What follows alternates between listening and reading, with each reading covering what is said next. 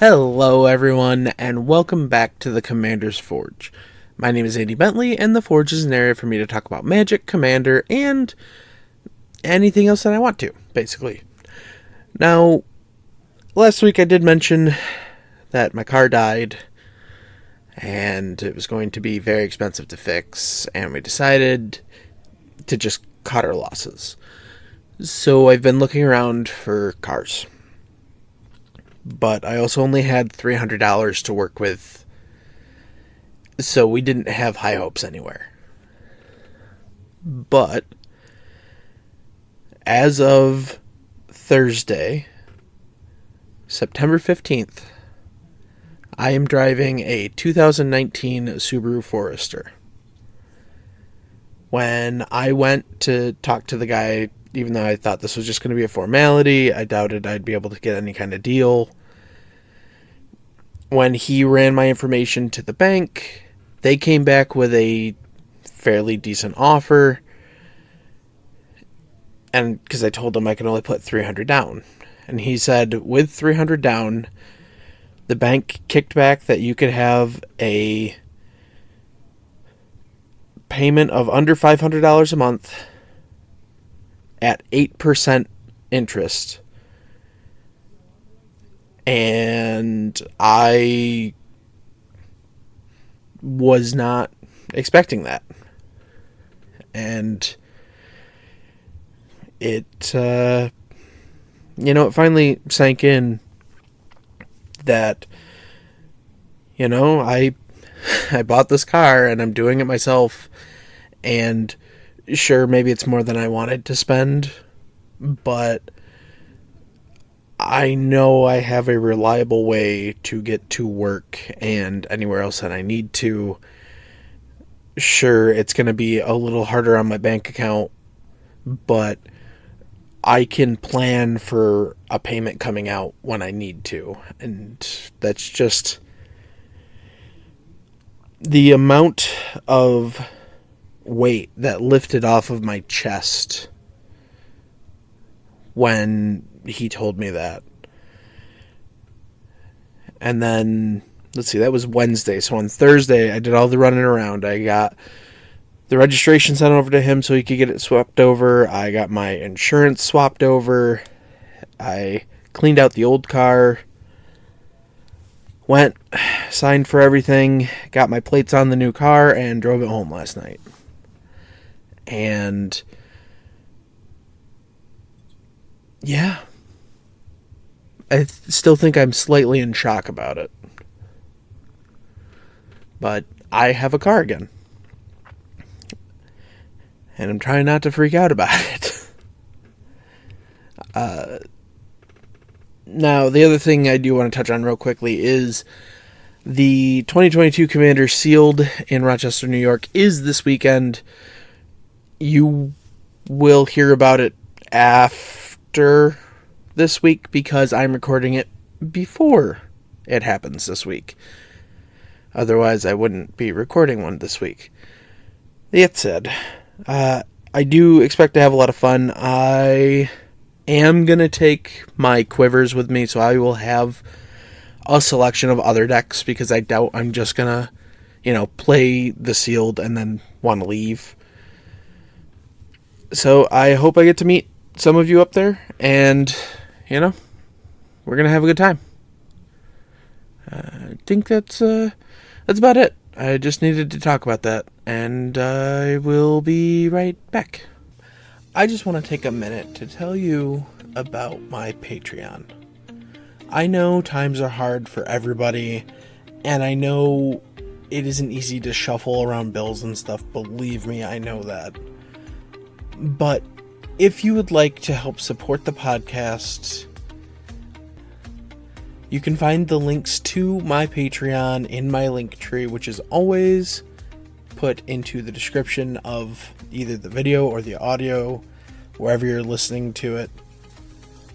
It would really mean the world to me. Honestly, I'm just struggling to make ends meet most weeks.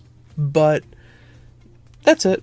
That's all. If you want to help, the links will be where you can find them. And welcome back.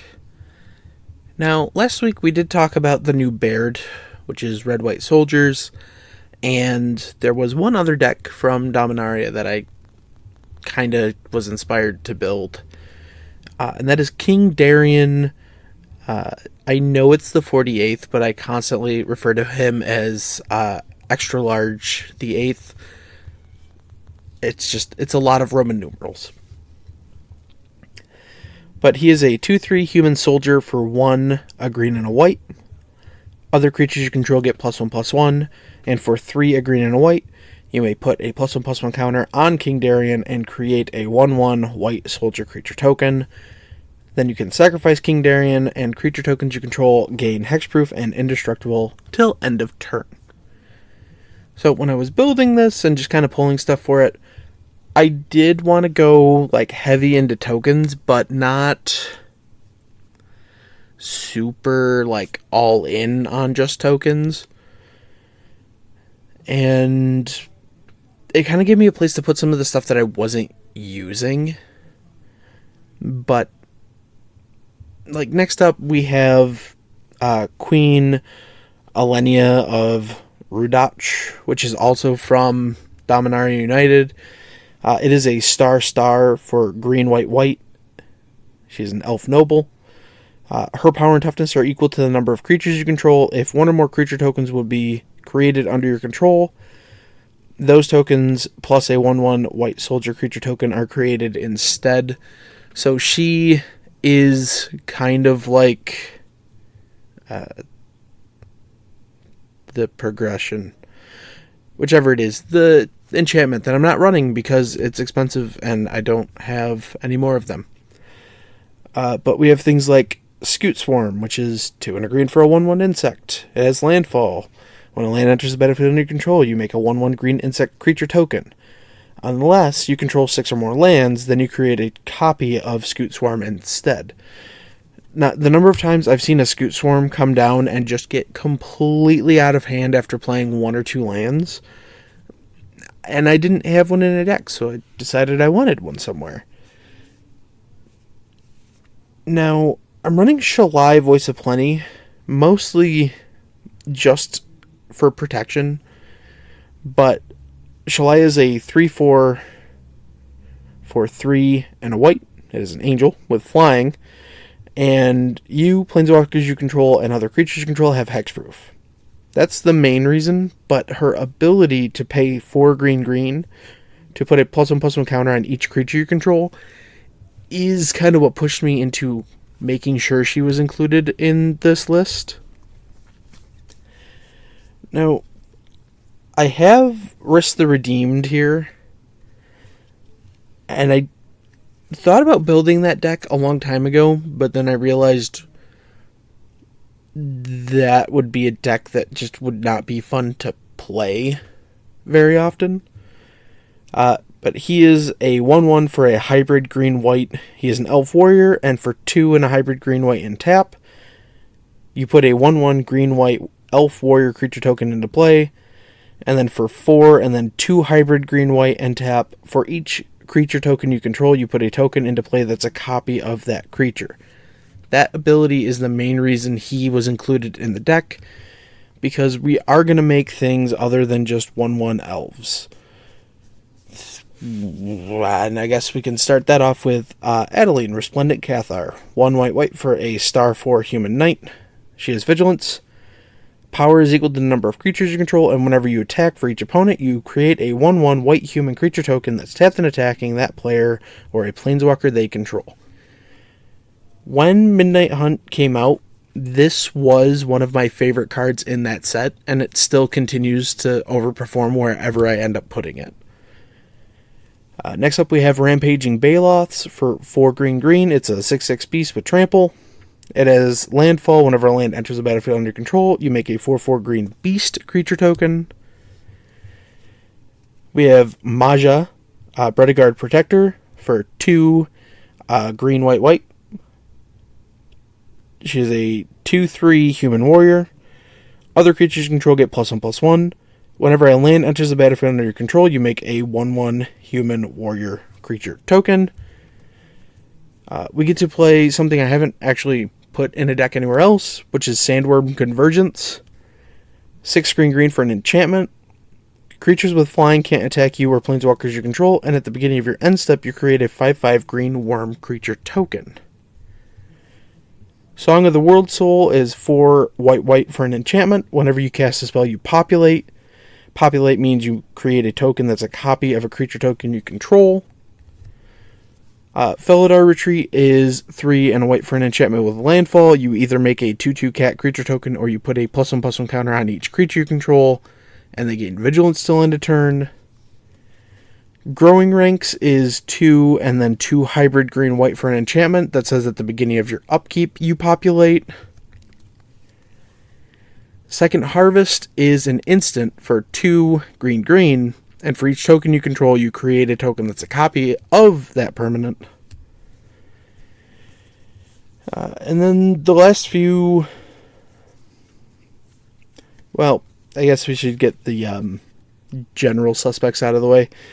Avenger of Zendikar and Michaeloth are commonly found in decks like this. Avenger being a 5/5 for 5 green elemental. When it enters the battlefield, you make a 0/1 green plant creature token for each land you control, and whenever a land enters the battlefield under your control, you put a 1/1 counter on each plant creature you control. And then Michaeloth is a 4/4 fungus for 3 green with Devour 2.